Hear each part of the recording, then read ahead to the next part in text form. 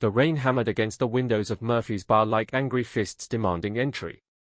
Inside, the dim lighting cast long shadows across worn wooden tables where off-duty sailors nursed their beers and shared war stories.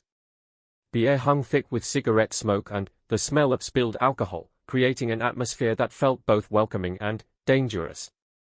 Sarah Chen sat alone at the far end of the bar, her small frame hunched over a cup of black coffee that had long since gone cold. She wore civilian clothes, a simple white blouse and dark jeans that did nothing to hint at her true identity. To anyone watching, she looked like just another lonely woman seeking refuge from the storm outside.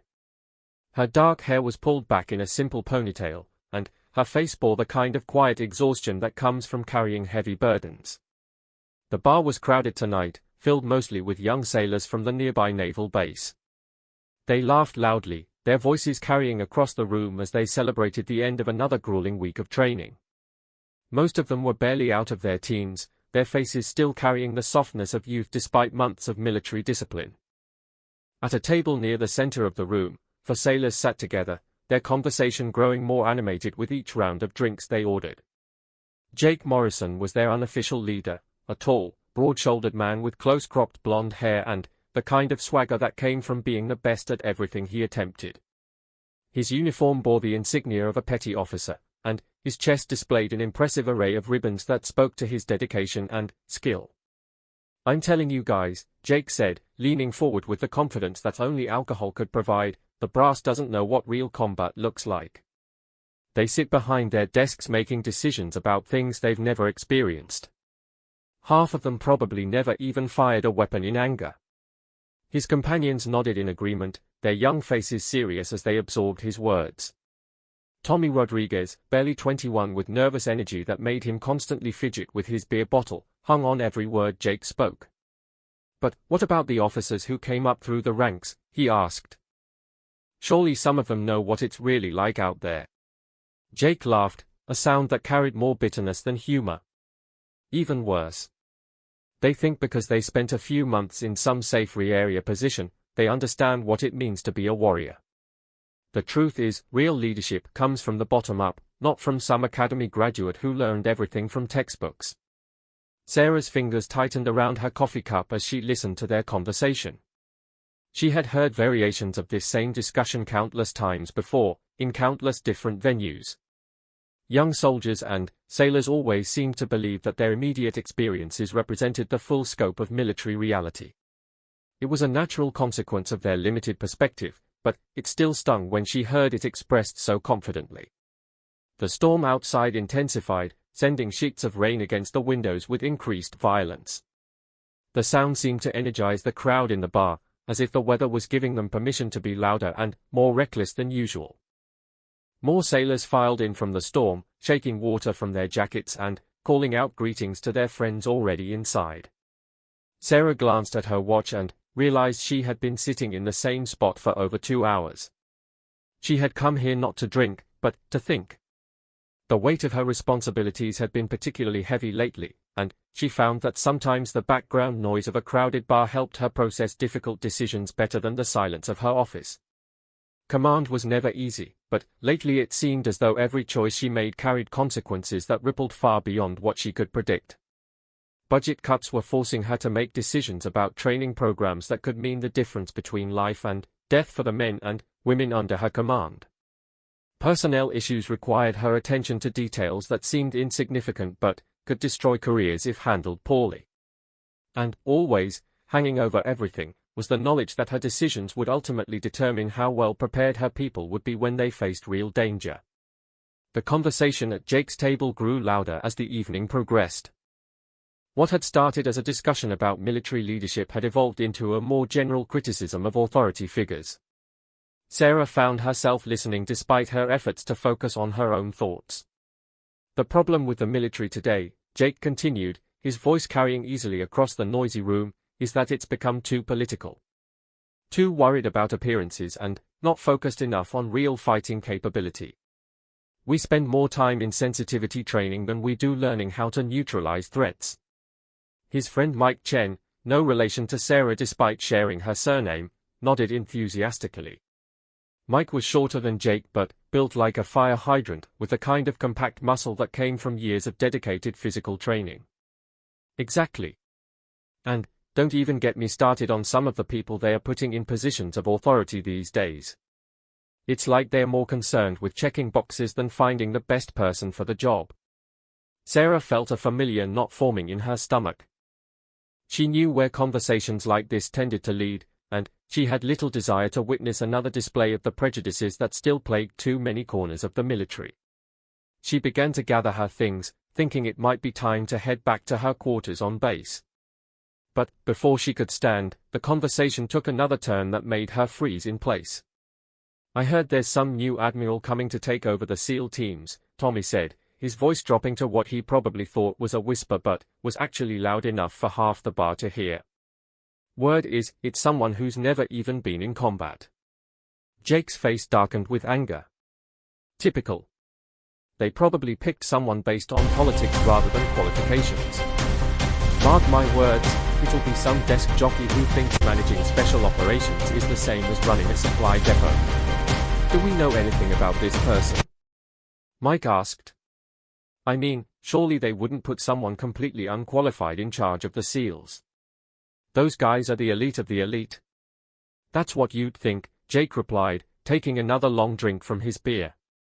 "But I've seen it happen before. They bring in someone from outside the community, someone who looks good on paper but doesn't understand what we actually do. Then, they start making changes based on theory instead of reality, and good people end up dead because of it." Sarah's hands trembled slightly as she continued to listen. These sailors were talking about her appointment, though they clearly had no idea she was sitting just a few feet away from them. The irony would have been amusing if it weren't so painful. The truth was that her appointment had been controversial within certain circles. Despite her extensive combat experience and proven track record as a leader, there were still those who questioned whether she belonged in such a position. Some of the criticism was legitimate professional concern about her background and qualifications. But too much of it stemmed from prejudices that had nothing to do with her ability to do the job. "I'll tell you what bothers me most," Jake continued, his voice growing more passionate as he warmed to his subject. "It's the way they make these appointments without consulting the people who will actually be affected. The SEALs should have a say in who leads them. They are the ones who will have to live with the consequences of bad decisions." His words struck closer to home than he could possibly know. Sarah had spent countless hours over the past few months meeting with SEAL team leaders, listening to their concerns, and working to understand the unique challenges they faced. She had reviewed operational reports, studied training protocols, and immersed herself in every aspect of special operations that she could access from her previous position. But she also knew that no amount of preparation could completely bridge the gap between theory and practice. Command always required learning on the job, and she was honest enough with herself to admit that she would make mistakes. The question was whether she would be given the opportunity to learn from those mistakes or whether they would be used as evidence that she didn't belong in the position. The storm outside seemed to be reaching its peak, with thunder now accompanying the rain in a symphony of natural violence. Inside the bar, the noise level continued to rise as more sailors arrived and existing patrons ordered additional rounds. Sarah realized that her quiet evening of contemplation was effectively over. She stood slowly, her movement careful and deliberate. Years of military training had taught her to be aware of her surroundings at all times, and she could feel the weight of attention as several pairs of eyes tracked her movement. In a room full of young military men, a woman sitting alone was bound to attract notice eventually. As she moved toward the exit, she had to pass close to Jake's table. She kept her eyes forward and tried to make her passage as unremarkable as possible, but fate seemed determined to have other plans. Tommy Rodriguez had apparently consumed more alcohol than his tolerance could handle. As Sarah approached, he pushed his chair back from the table without looking, the sudden movement putting him directly in her path. The collision was inevitable, but what happened next would change the entire trajectory of the evening. Tommy stumbled as he tried to regain his balance, his arm swinging widely as he fought to stay upright. His elbow caught Sarah squarely in the shoulder, the impact sending her stumbling backward with unexpected force. Her feet tangled with the legs of another chair, and she found herself falling toward the wall behind her. The impact when she hit the wall was sharp and immediate. Her head snapped back against the hard surface with a crack that seemed to echo through the suddenly quiet bar. She slid down the wall and landed in a heap on the floor, her vision swimming from the unexpected blow. For a moment, the entire bar fell silent except for the continued sound of rain against the windows. Then, chaos erupted as people rushed to help and others demanded to know what had happened. Jake Morrison was the first to reach her, his training overriding any personal feelings about the situation. He knelt beside her, his hands moving with practiced efficiency as he checked for signs of serious injury. "Can you hear me? Can you tell me your name?" Sarah's vision was still blurry, but she could make out his face hovering above her. She tried to speak but found that her voice came out as little more than a whisper. "I'm okay. Just give me a minute." But even as she spoke, she could feel something warm running down the back of her neck. When she reached up to touch the spot where her head had hit the wall, her fingers came away sticky with blood. "Someone call an ambulance," Jake shouted over his shoulder, never taking his eyes off Sarah. His earlier bravado was gone, replaced by the focused intensity of a trained medical responder. "And get me something to stop this bleeding." A bartender appeared with a clean towel, which Jake pressed gently against the wound on Sarah's head. "I need you to stay awake for me. Can you tell me what day it is? Do you know where you are?" Sarah's mind was starting to clear, though her head still throbbed with each heartbeat. "It's Friday night. I'm at Murphy's bar near the naval base." She paused, looking into Jake's concerned eyes. "And you're the young man who was just explaining to his friends how unqualified the new Admiral is." Jake's face went pale as the implication of her words began to sink in. I don't understand what you mean." Sarah managed a weak smile despite the pain. "Help me sit up. We need to talk." With Jake's assistance, she managed to prop herself against the wall in a sitting position.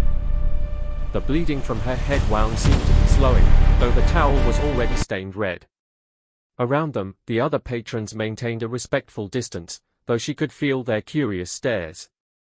"What's your name, sailor?" she asked quietly.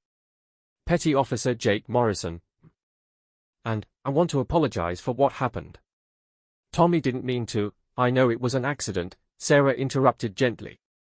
"But I'm more interested in our conversation about military leadership. You had some very strong opinions about the new Admiral position." Jake's confusion was evident on his face. He clearly suspected something but couldn't quite piece together what was happening. "I'm not sure what you're getting at." Sarah reached into her purse with steady hands, despite the throbbing in her head. She withdrew her military identification card and handed it to Jake. As he read it, his face went through a series of expressions: confusion, disbelief, and, finally, dawning horror. "Admiral Sarah Chen, United States Navy," he read aloud, his voice barely audible over the rain outside. "Commander, Naval Special Warfare Command." The identification card seemed to burn in his hands as the full weight of the situation became clear.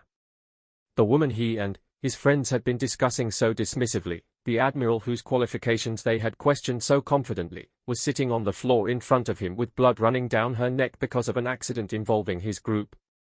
"This can't be real," Jake whispered, his face now completely drained of color. You're her? You're the new Admiral?" Sarah nodded slowly, wincing slightly at the movement. "I am. And, before you say anything else, I want you to know that I heard everything you and your friends said tonight. Every word."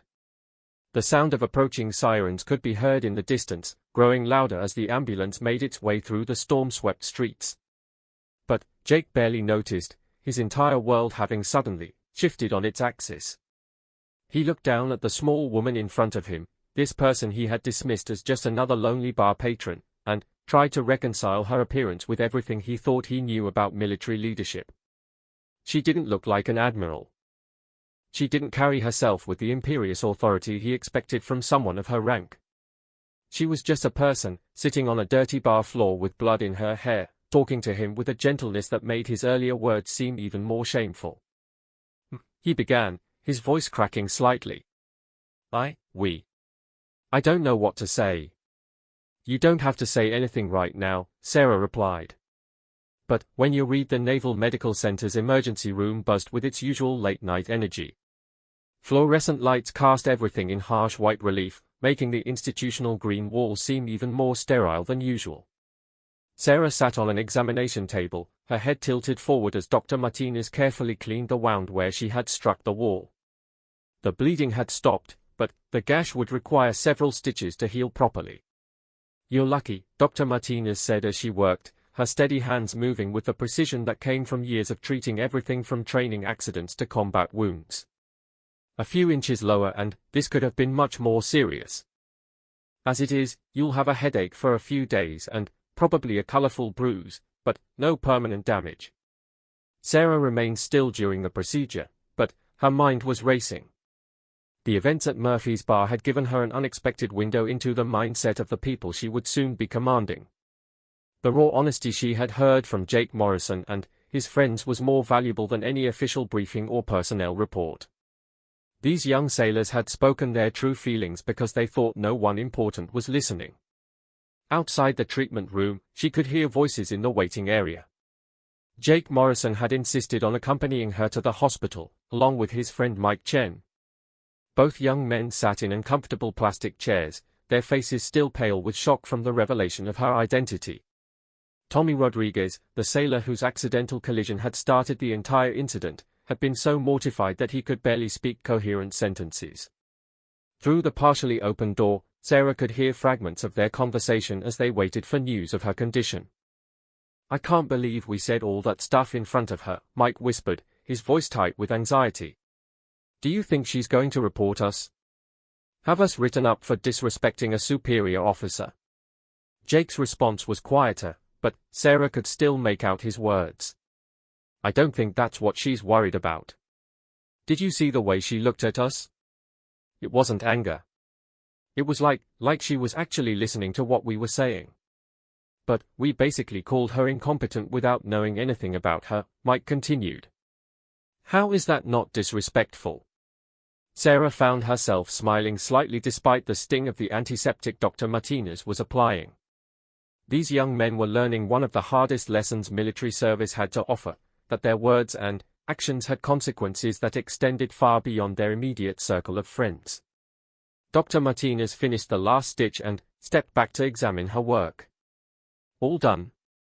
You'll need to keep these dry for the next few days, and I want to see you again next week to check how it's healing. Do you have someone who can drive you home? You shouldn't be operating a vehicle for at least 12 hours after a head injury. I'll arrange for transportation, Sarah replied, though she was already dreading the phone call she would have to make. Her aide-de-camp, Lieutenant Commander Patricia Williams, was going to have some very pointed questions about how the new Admiral had ended up in the emergency room on a Friday night. As Dr. Martinez left to complete her paperwork, Sarah heard a knock on the examination room door. Come in, she called. Jake Morrison appeared in the doorway, his tall frame seeming to fill the entire opening. He had shed his earlier swagger completely, replaced by an awkward uncertainty that made him seem younger than his years. I wanted to check on your condition and to formally apologize for what happened tonight.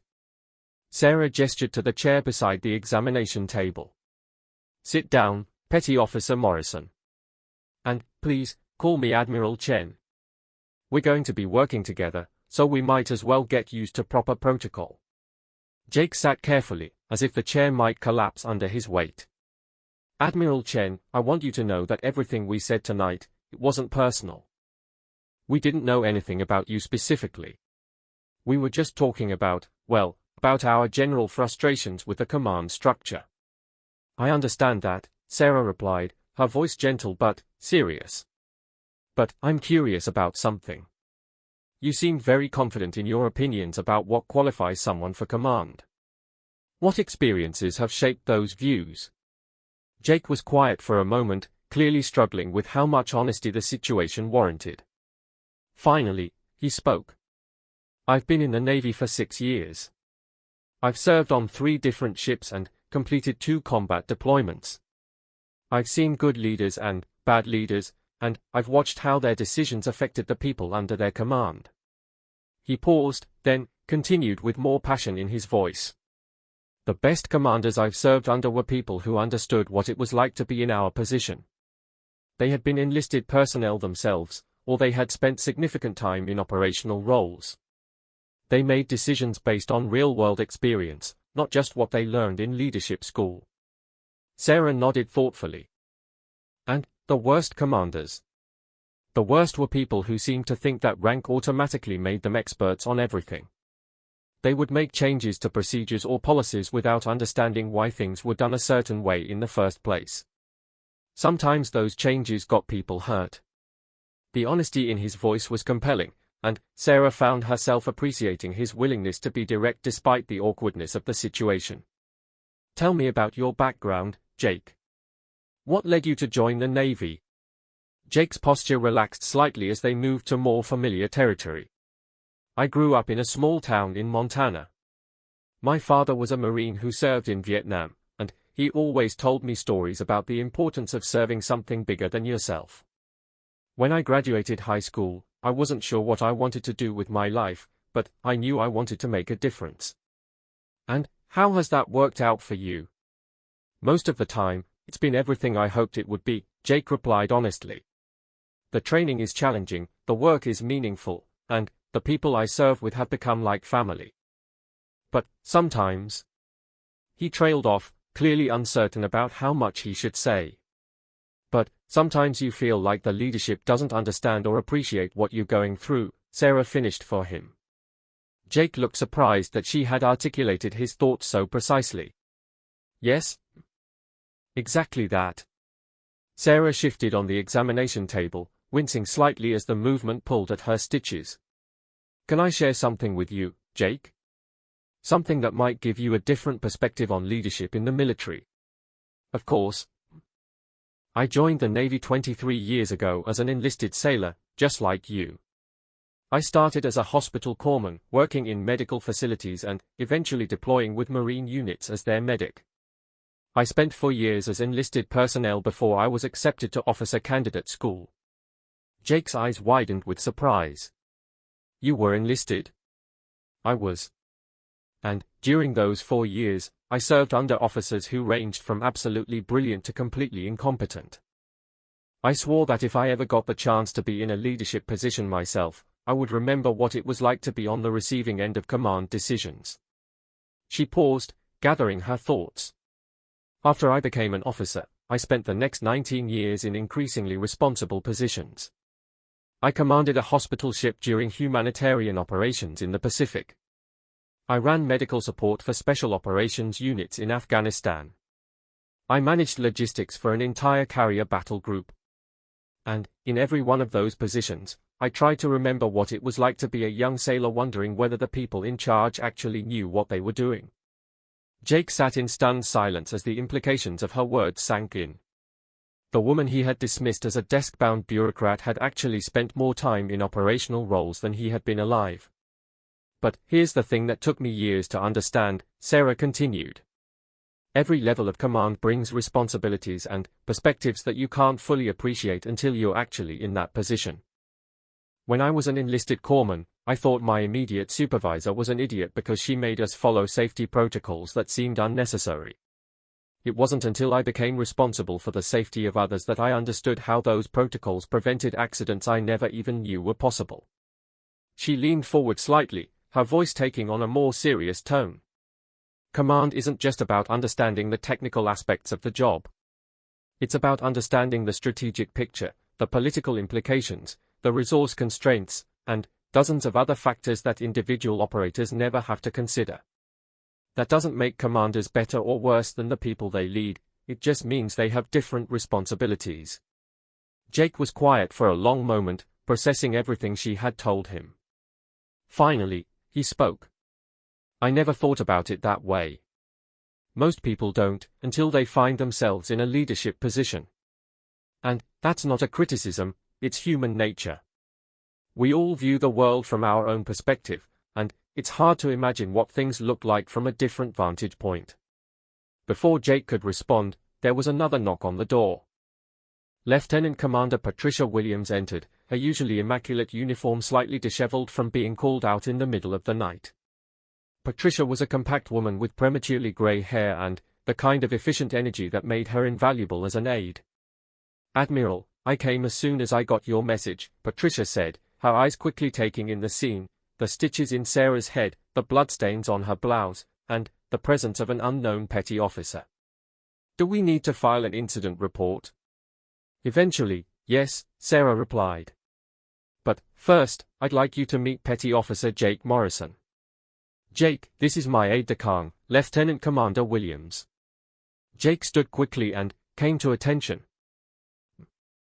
Patricia's experienced eye took in Jake's civilian clothes, his nervous demeanor, and the way Sarah was looking at him with obvious interest.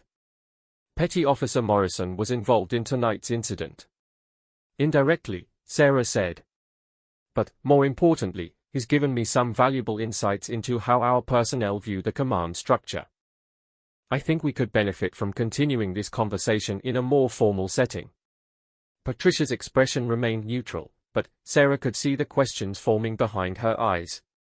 After 20 years in the Navy, Patricia had developed an instinct for reading situations that went far beyond what was immediately visible. "Admiral, your car is waiting outside whenever you're ready to leave," Patricia said. "And I've already rescheduled your morning appointments to give you time to recover from your injury." Sarah stood carefully, testing her balance. The dizziness from earlier had faded, leaving only a dull headache as a reminder of the evening's events. "Thank you, Patricia. That was very efficient as always." She turned to Jake, who was still standing at attention despite being in civilian clothes. "Petty Officer Morrison, I want you to think about our conversation tonight. And I want you to talk to your friends, the ones who were with you at the bar. Ask them what they think are the biggest challenges facing junior enlisted personnel in today's Navy." "Yes? May I ask why?" "Because in 2 weeks, I'm going to be taking command of Naval Special Warfare Command. And, before I make any decisions about how that organization should be run, I want to understand what the people who will be most affected by those decisions are thinking and feeling." Jake's eyes widened again. "You want our input?" "Our actual input. I want your honest input. Not what you think I want to hear, but what you really believe. Can I count on you for that?" "Absolutely." Sarah smiled, the expression transforming her tired face. "Good. Lieutenant Commander Williams will be in touch with you next week to arrange a time for you and your friends to come in for a formal discussion." "And, Jake?" "Yes?" "Thank you for tonight. Getting knocked into that wall might have been the best thing that could have happened to me." Jake looked confused by her words, but he nodded anyway. "Yes? And I'm sorry for what we said earlier. About your qualifications and everything. We were wrong to make assumptions without knowing anything about you. Don't apologize for having opinions, Jake. Apologize for not being willing to change those opinions when presented with new information. That's what separates good sailors from mediocre ones, the ability to adapt and learn." As they prepared to leave the hospital, Sarah found herself thinking about the unexpected turn her evening had taken. What had started as a quiet attempt to process the pressures of her new command had become an opportunity to understand her future subordinates in a way that no amount of briefings or reports could have provided. The challenge now would be figuring out how to use this understanding. The conference room at Naval Special Warfare Command headquarters was designed to intimidate. Dark wood paneling covered the walls, punctuated by portraits of previous commanders whose stern faces seemed to watch every meeting with silent judgment. A massive mahogany table dominated the center of the room, its polished surface reflecting the harsh fluorescent lights above. It was exactly the kind of space that reinforced traditional military hierarchy, imposing, formal, and designed to remind everyone present of their place in the chain of command. Sarah stood at the head of the table, reviewing her notes one final time before the most important meeting of her career. In 30 minutes, she would be formally taking command of the most elite fighting force in the United States military. The ceremony itself would be brief and traditional, but what happened afterward would determine whether her leadership would be accepted or resisted by the men and women under her command. Lieutenant Commander Patricia Williams entered the room, her arms full of briefing folders and her face showing the strain of managing the countless details that accompanied a change of command. "Admiral, the outgoing commander's final briefings are ready, and I've confirmed attendance for all senior staff. Commander Mitchell from SEAL Team 6 wants to know if you'll have time for his operational update immediately after the ceremony." Sarah looked up from her notes, noting the careful neutrality in Patricia's voice. Over the past week, as word of the new commander's identity had spread through the special operations community, Patricia had fielded dozens of phone calls ranging from curious to skeptical to openly hostile. The fact that she hadn't shared any details of those conversations spoke to her professionalism, but Sarah could read the tension in her aide's posture.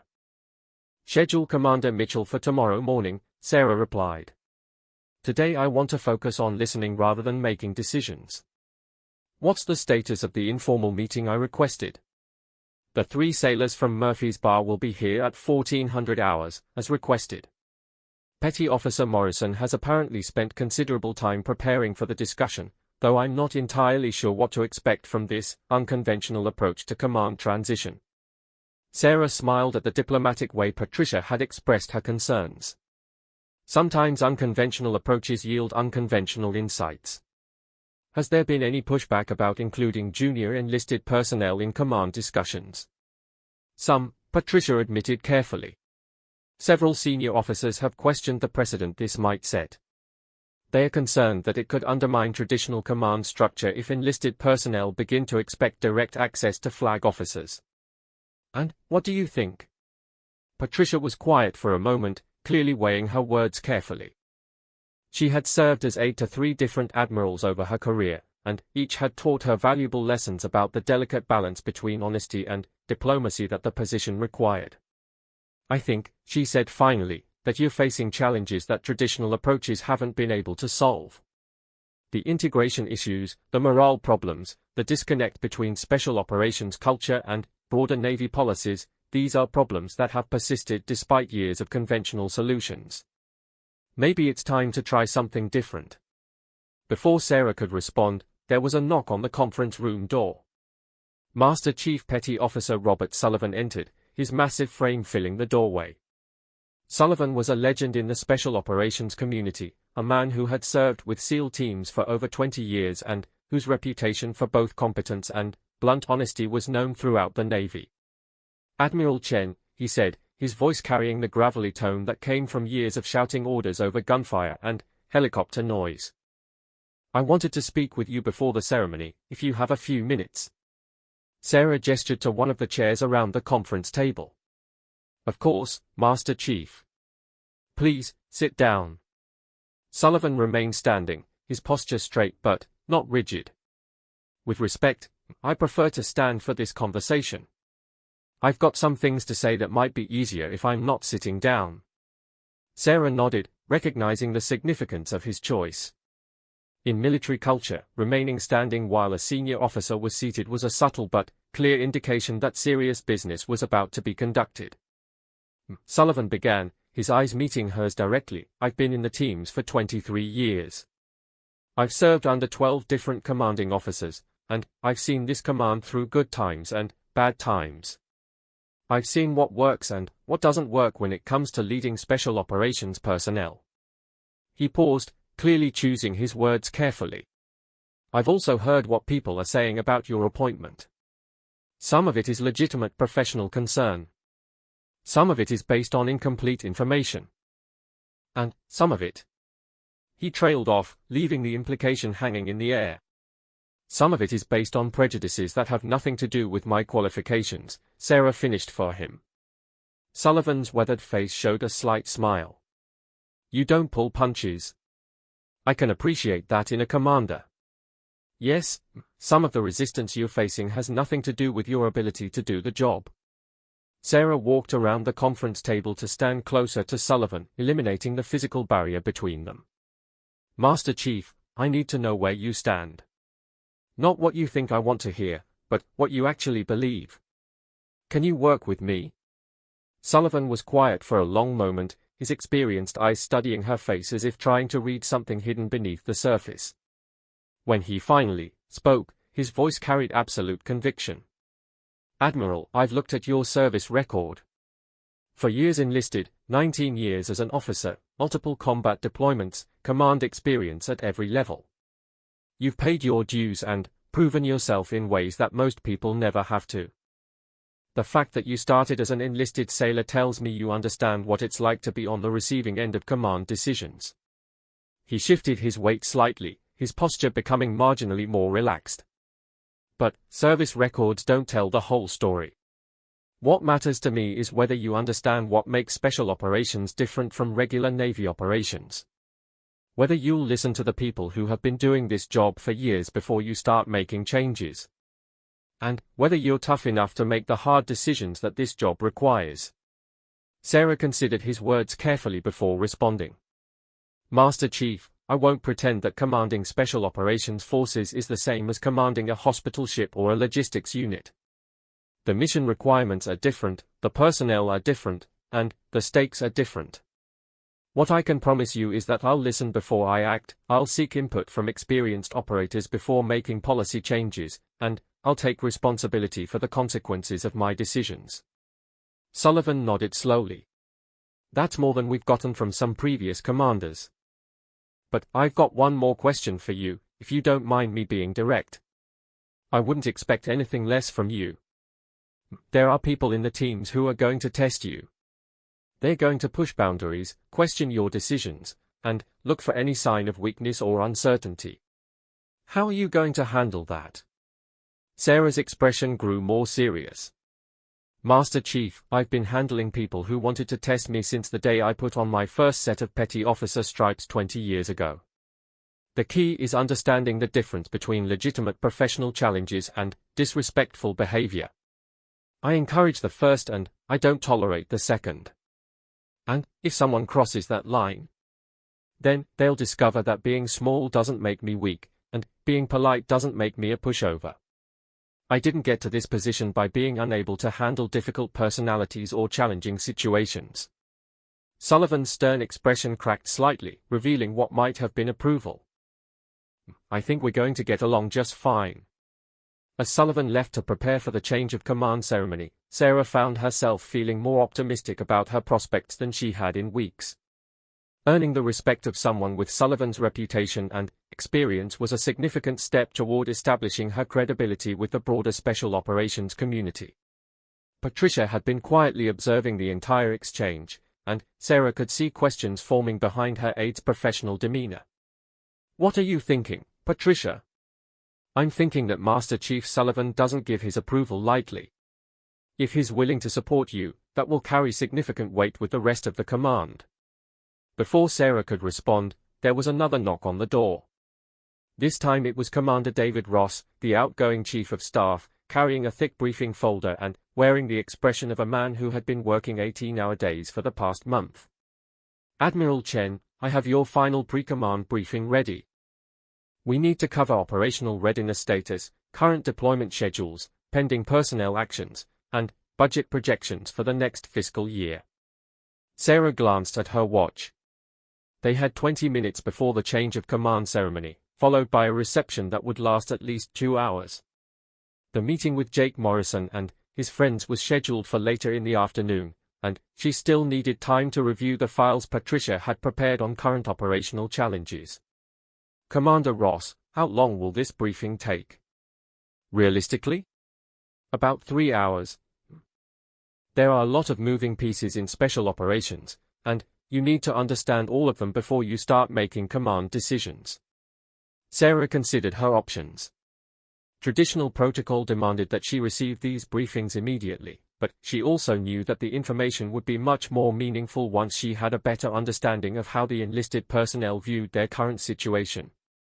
"Commander, I want you to schedule that briefing for tomorrow morning. Today I want to focus on understanding the human dynamics of this command before I dive into operational details." Ross looked surprised by her decision. With respect, these briefings contain time-sensitive information that could affect operational planning. The traditional approach is to receive them immediately upon assuming command. "I understand the tradition, Commander. But I've learned that understanding the people is often more important than understanding the paperwork, at least initially. The operational details will still be there tomorrow, but the opportunity to get honest feedback from our personnel won't last long once word gets out that I'm actively soliciting opinions. Ross exchanged a glance with Patricia, clearly uncertain about how to respond to this deviation from established protocol. Finally, he nodded. Yes? I'll reschedule for 0800 tomorrow. As Ross left, Sarah turned back to Patricia. I can see you have concerns about my approach. Patricia was quiet for a moment, then spoke with the careful honesty that made her such a valuable aid. Admiral, I support your decision to prioritize understanding personnel issues. But I'm concerned about the message it might send if you're seen as dismissing traditional briefings in favor of conversations with junior enlisted personnel. Some people might interpret that as a sign that you don't understand military protocol. Sarah nodded, appreciating Patricia's willingness to voice her concerns. You're right that there's a risk. But there's also a risk in following traditional approaches that haven't been working. Sometimes leadership requires taking calculated risks. She moved to the window that overlooked the training facilities where SEAL candidates were put through grueling physical and mental challenges. In the distance, she could see small groups of trainees struggling through obstacle courses, their instructors pushing them beyond what they thought were their limits. Patricia, do you know what the most important thing I learned during my enlisted service was? No. I learned that the difference between good leaders and great leaders isn't technical knowledge or strategic thinking. It's the ability to connect with people at a human level while maintaining the authority necessary to accomplish the mission. The technical stuff can be learned from briefings and reports. Understanding people requires actually talking to them. She turned back from the window, her expression determined. Today's ceremony will establish my formal authority. But real leadership begins with understanding the people I'm supposed to lead. And sometimes that means doing things differently than they've been done before. Patricia smiled slightly, the expression softening her usually serious features. Yes? Should I prepare talking points for your meeting with the 3 sailors? No talking points. I want this to be a genuine conversation, not a scripted either. Change of command ceremony had gone exactly as planned. 200 military personnel stood in perfect formation on the parade ground, their dress uniforms crisp in the afternoon sun. The ritual had been conducted with the precision and solemnity that such occasions demanded, the reading of orders, the transfer of the command flag, and the formal speeches that marked the transition of authority from one officer to another. Now, 3 hours later, Sarah sat in a much smaller conference room with Jake Morrison, Mike Chen, and Tommy Rodriguez. The contrast couldn't have been more stark. Where the ceremony had been formal and traditional, this meeting was deliberately informal. Where the morning had been about protocol and hierarchy, this afternoon was about honest conversation and genuine connection. The 3 sailors sat around a circular table rather than the imposing rectangular one that dominated the main conference room. They wore their dress uniforms from the ceremony, but their posture was relaxed rather than rigid. Sarah had chosen this smaller space specifically because she wanted the conversation to feel more like a discussion among colleagues than an interrogation of subordinates. Lieutenant Commander Patricia Williams sat slightly apart from the main group, her notebook ready but her pen idle. Sarah had instructed her to observe rather than actively participate, understanding that the presence of another senior officer might inhibit the honest feedback she was seeking. Gentlemen, Sarah began, I want to start by thanking you for agreeing to this meeting. I know this is an unusual situation, and I appreciate your willingness to participate in what I hope will be a productive conversation.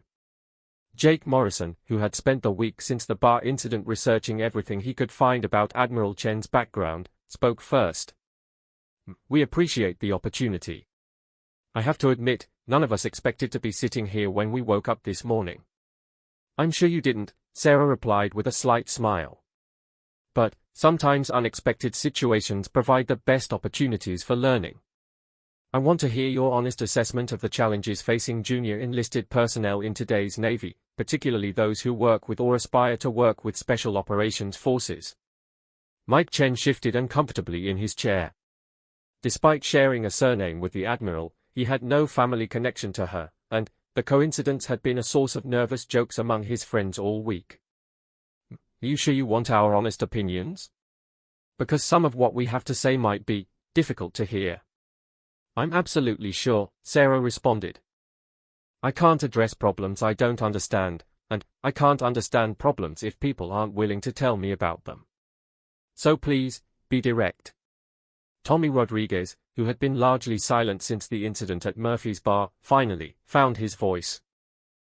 The biggest issue we see is communication between different levels of command. A lot of times, policies get made at the top without much input from the people who will actually have to implement them. And when we try to provide feedback about why something isn't working, it feels like our concerns get dismissed. Sarah nodded encouragingly. Can you give me a specific example? Tommy looked at his friends for support before continuing. Last year, they changed the physical fitness standards for personnel who want to apply for special operations training. The new standards were supposed to be more challenging and more relevant to actual mission requirements. And what was the problem with that? Jake picked up the thread of the conversation. The problem was that the new standards were developed by people who hadn't actually been through special operations training themselves. They focused on measurable metrics like run times and pull-up counts, but they ignored some of the mental toughness and adaptability requirements that are actually more important for success in the teams. Mike added, the result was that we started getting candidates who looked great on paper but weren't really prepared for the psychological challenges of the training. The washout rate actually increased, which was the opposite of what the new standards were supposed to accomplish. Sarah found herself genuinely intrigued by their analysis. How would you have designed the standards differently? We would have involved people who had actually completed the training, Jake replied without hesitation. Not just officers who had gone through as part of their career progression, but enlisted personnel who had made the transition from regular Navy to special operations. They understand both sides of the process.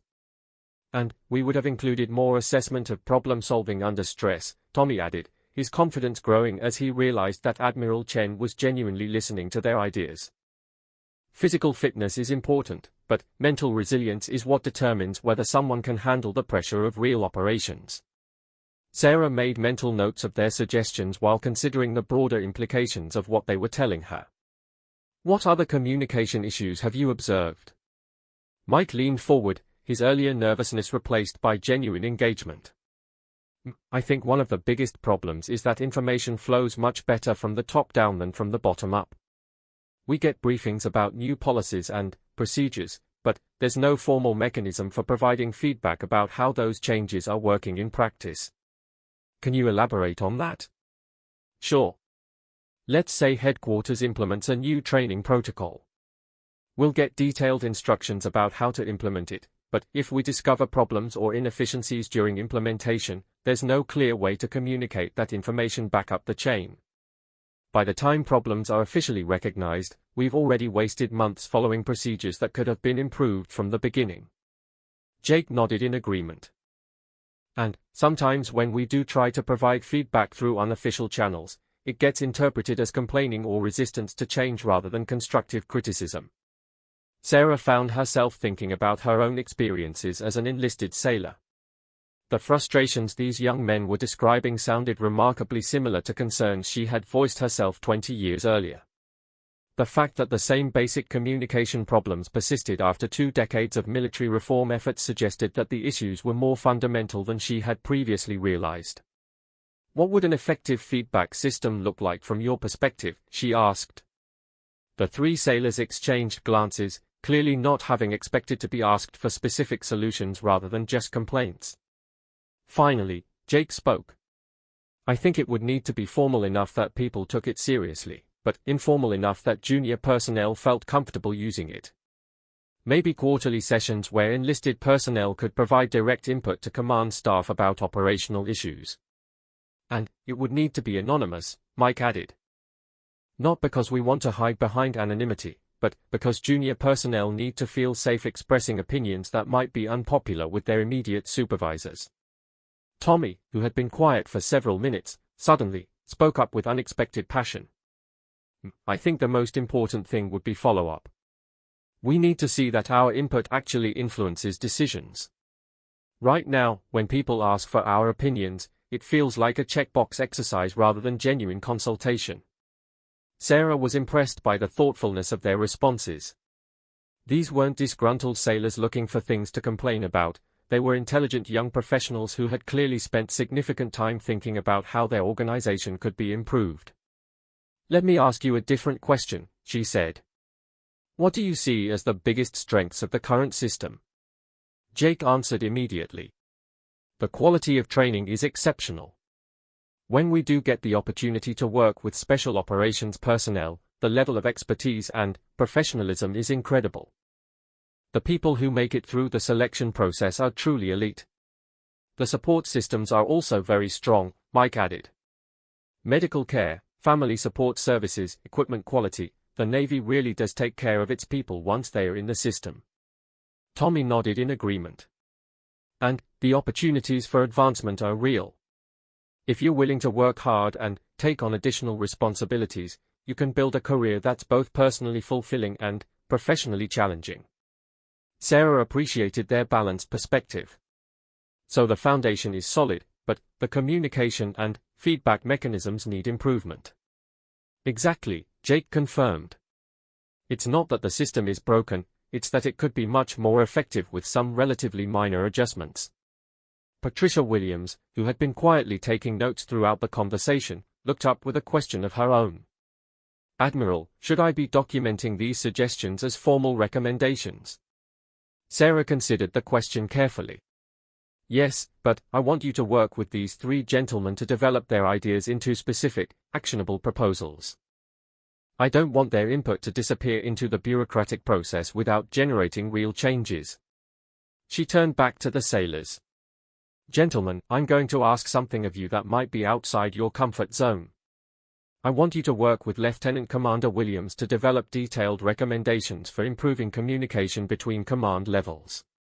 I want you to research best practices from other organizations, consult with your peers, and come back to me in 30 days with a comprehensive proposal." The three young men looked stunned by the scope of what she was asking. Jake said carefully, "We're just petty officers. Are you sure you want us taking on something this significant?" Sarah's expression grew serious. "Jake, 6 months from now, you and your friends might be serving under my command in situations where the quality of our communication could mean the difference between mission success and mission failure. I need to know that our systems work, and you've just demonstrated that you understand the problems better than anyone else I've talked to." She stood up, signaling that the meeting was coming to an end. "I'm not asking you to solve these problems overnight. I'm asking you to help me understand them well enough that we can work together to find solutions." As the sailors prepared to leave, Sarah noticed that their posture and demeanor had changed significantly from when they arrived. They walked with the confidence of people who had been trusted with important responsibilities, rather than the uncertainty of subordinates who weren't sure why they had been summoned. After they left, Patricia looked up from her notes with an expression that mixed admiration with concern. "Admiral, that was either brilliant or completely reckless." Sarah laughed. "Probably both. But I learned more about the real challenges facing this command in the last hour than I did in 6 weeks of official briefings. Sometimes you have to take risks to get results." Patricia flipped through her notes. "Their suggestions are actually quite sophisticated. If we can develop them into formal proposals, they could address some of the persistent morale and efficiency issues that have been plaguing the command for years. That's exactly what I'm hoping for. But I want you to make sure this isn't just a one-time consultation. I want to establish this as an ongoing process. Regular input from junior personnel, formal feedback mechanisms, and, most importantly, visible follow-through on the recommendations we implement." Patricia made additional notes. "I'll start working on the framework. But, Admiral, you should be prepared for some resistance from senior staff. This approach is going to challenge some long-established assumptions about how information flows in military organizations." Sarah walked to the window that overlooked the training areas, where she could see evening exercise sessions in progress. Groups of sailors were running through obstacle courses, their movements precise and coordinated despite the exhaustion that showed in their faces. Patricia, do you know what separates good military units from great ones? Excellence in training and equipment. 6 months had passed since that rainy night at Murphy's Bar, and Naval Special Warfare Command had undergone a transformation that few would have predicted. The changes weren't dramatic or flashy, they were the kind of systematic improvements that built organizational excellence from the ground up. Admiral Sarah Chen stood in the same conference room where she had first met Jake Morrison and his friends, but the atmosphere was completely different now. The intimidating formal table had been replaced with a modular setup that could be configured for different types of meetings.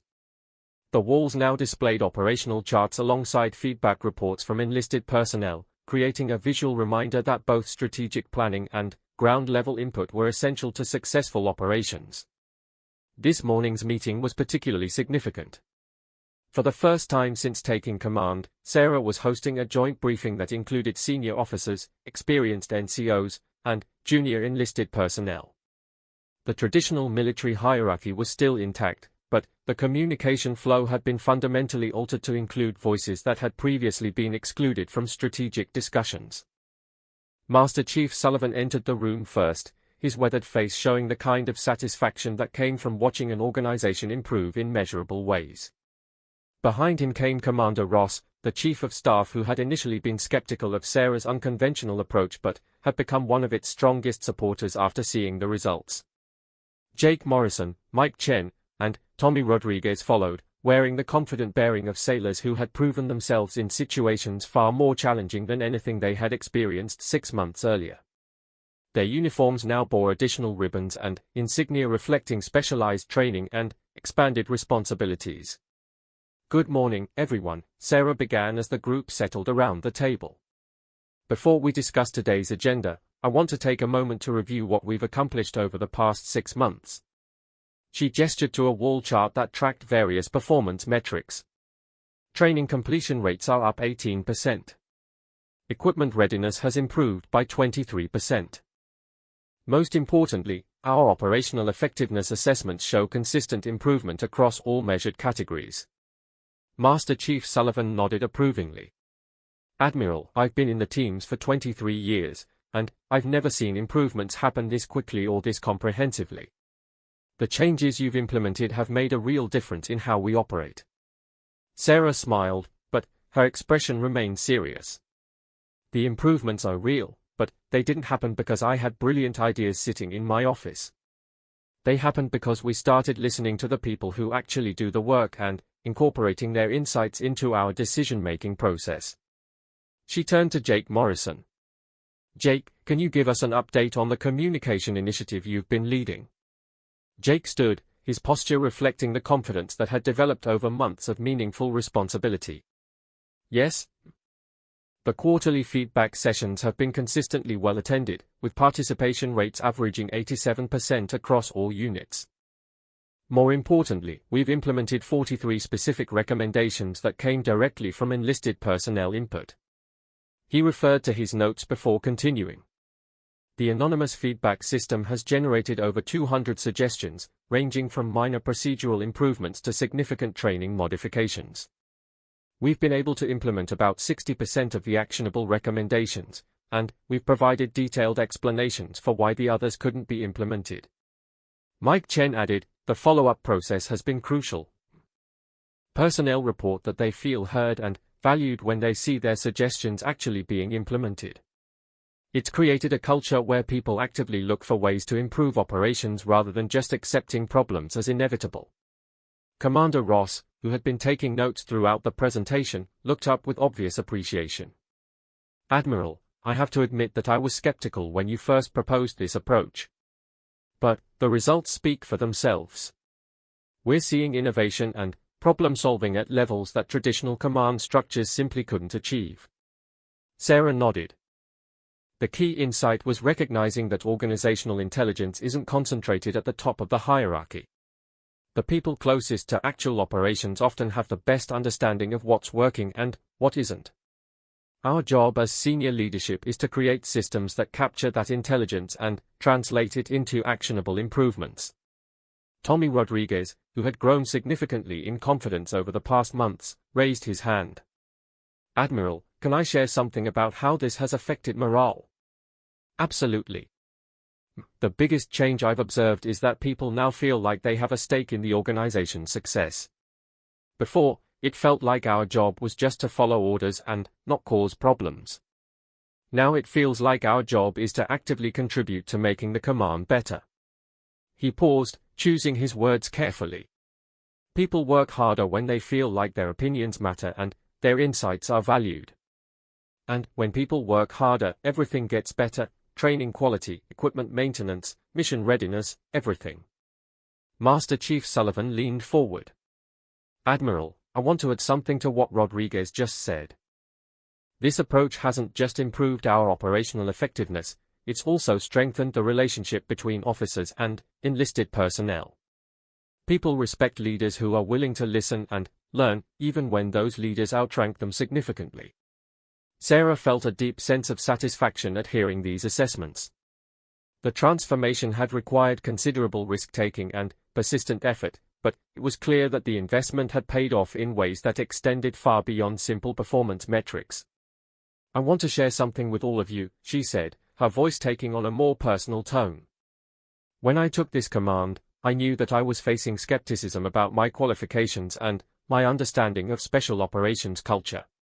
Some of that skepticism was legitimate. I did have things to learn about this community. She looked around the table, making eye contact with each person present. But what I've learned over these past 6 months is that the best way to address skepticism isn't to defensive or authoritarian. It's to demonstrate through actions that you're committed to the organization's success and that you're willing to learn from anyone who has valuable insights to offer. Commander Ross spoke up. Admiral, the senior staff has been discussing ways to expand these communication initiatives to other commands. Several of our peer organizations have expressed interest in implementing similar programs. That's encouraging, Sarah replied. But I want to make sure we don't lose sight of what made this successful.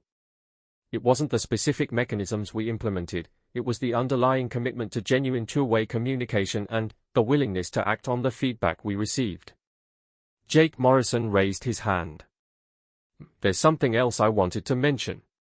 The approach you've taken has changed how we think about leadership development.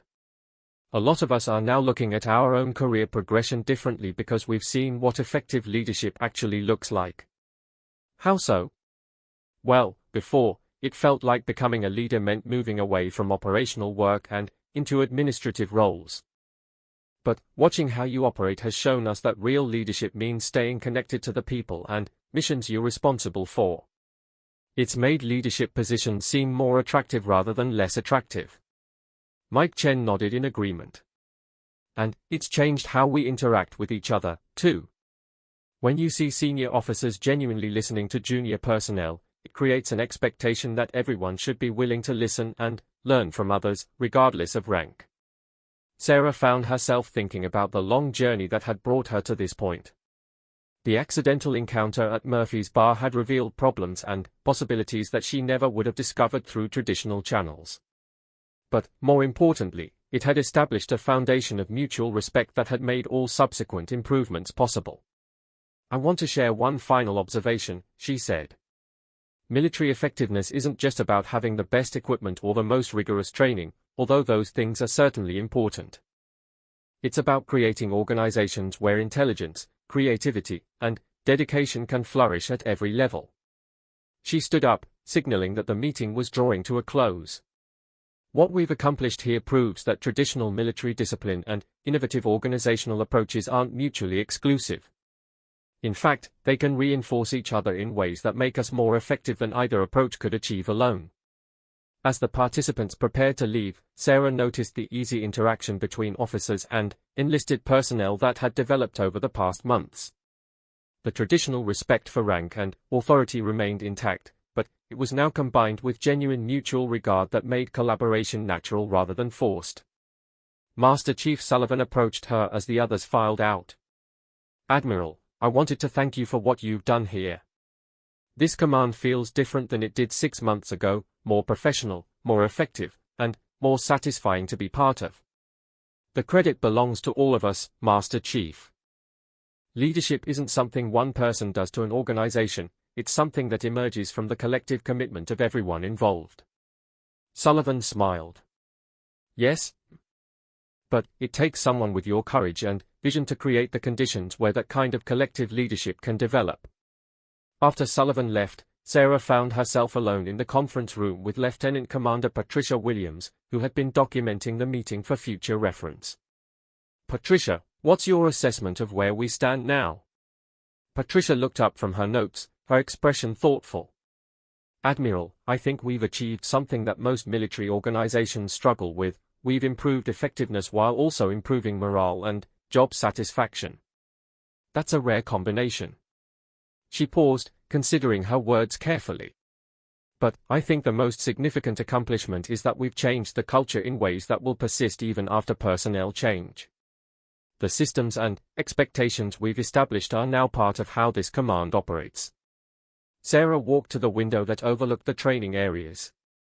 In the distance, she could see teams of trainees working through complex exercises, their movements coordinated with the precision that came from months of intensive preparation. But what struck her most was the obvious enthusiasm and engagement of the instructors working with them. You know what the most rewarding part of this has been, she said to Patricia. What's that? Watching people like Jake Morrison and Tommy Rodriguez develop into leaders themselves. They started out as frustrated junior personnel who felt like their insights weren't valued. Now they're mentoring newer sailors and helping them understand that their contributions matter. Patricia joined her at the window. And they're doing it because they've experienced what it feels like to be genuinely heard and respected. They are passing that experience along to others. Sarah nodded. That's how organizational change really happens. Not through policy directives or training programs, but through personal experiences that change how people think about their work and their relationships with others. As they prepared to leave for the day, Sarah reflected on the unexpected journey that had brought her to this point. A random encounter in a crowded bar had revealed problems and possibilities that might have remained hidden for years under traditional command approaches. But, more than that, it had demonstrated the power of human connection to transcend organizational barriers and create opportunities for mutual understanding. The young sailors who had initially dismissed her as an unqualified outsider had become some of her most effective partners in improving the command. The lesson wasn't just about military leadership, it was about the importance of remaining open to learning from anyone, regardless of their position in the hierarchy. Success came not from having all the answers, but from being willing to ask the right questions and listen carefully to the responses. As Sarah and Patricia walked toward the parking area, they passed groups of sailors heading home after another day of demanding training and preparation. The conversations she overheard were animated and positive, reflecting an organization where people felt engaged with their work and confident in their leadership. It had been a long journey from that rainy night when an accidental collision had knocked her into a wall and changed the course of her command. But, as she looked back on the past 6 months, Sarah knew that sometimes the most important discoveries came from the most unexpected encounters. The real measure of success wouldn't be found in performance metrics or efficiency reports, although those were certainly important. It would be found in the lives and careers of the people she led, and in the knowledge that she had helped create an organization where excellence and humanity could coexist and reinforce each other. Those things are important, but they're not the deciding factor. What makes units truly exceptional is their ability to adapt and improve based on real-world feedback. The best units I've served with were the ones that constantly questioned their own assumptions and looked for ways to get better. She turned back from the window. If we're going to ask these sailors to follow us into dangerous situations, we owe it to them to create an organization that actually listens to their insights and uses their intelligence to improve our effectiveness. As they gathered their materials and prepared to leave, Sarah found herself feeling more optimistic about her new command than she had since accepting the position. The challenges were significant, but she now had a much clearer understanding of what those challenges were and how they might be addressed. More importantly, she had begun the process of establishing the kind of two-way communication that would be essential for building trust and effectiveness throughout the organization. The traditional approach to military leadership emphasized top-down authority and unquestioning obedience. But special operations required a different model, one based on mutual respect, shared expertise, and the kind of trust that could only be built through genuine understanding. Interview. But I would like you to be there to take notes. I have a feeling we're going to learn things that won't be in any official reports. As they prepared to leave for the change of command ceremony, Sarah felt a familiar mixture of anticipation and nervousness. In a few hours, she would officially become responsible for the lives and careers of thousands of the most elite warriors in the world. The weight of that responsibility was both humbling and energizing. But first, she had a ceremony to attend and a tradition to honor. Despite her unconventional approach to leadership transition, she understood the importance of military ritual and the role it played in maintaining continuity and respect for the institution. The ceremony would be conducted flawlessly, with all the dignity and formality that the occasion demanded. The real work would begin afterward, when she started the process of earning the trust and respect of the people she would lead into harm's way. To bridge the gap between command expectations and operational realities. She had learned long ago that successful leadership wasn't about having all the answers, it was about asking the right questions and being willing to listen to the responses, even when they weren't what you wanted to hear. Outside, the storm was beginning to weaken, though rain still fell steadily in the darkness. As they walked toward the waiting car, Sarah caught sight of Jake's reflection in the hospital's glass doors.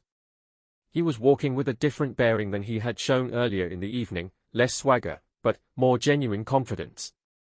Perhaps, she thought, this unexpected encounter would prove beneficial for both of them. Why, I'd like to hear more about your concerns regarding SEAL team leadership. Not the assumptions and prejudices, but the legitimate professional worries. Because whether you realize it or not, we're going to be working together, and I need to understand what my people are thinking. The ambulance pulled up outside, its red and blue lights flashing through the rain-streaked windows of the bar. EMTs would be inside within moments, and this strange, intense encounter would shift into a more mundane phase of medical treatment and incident reports. But Jake Morrison knew that something fundamental had changed in his understanding of the world. The woman sitting in front of him had just shattered every assumption he had made about leadership, authority, and his own place in the military hierarchy. And, somehow, instead of being angry or vindictive, she was offering him an opportunity to be part of a conversation he had never imagined he would be invited to join. As the EMTs burst through the door with their equipment and urgent professional energy, Jake found himself hoping that this wasn't the end of his encounter with Admiral Chen, but rather the beginning of something that might change his entire perspective on what it meant to serve his country. 7.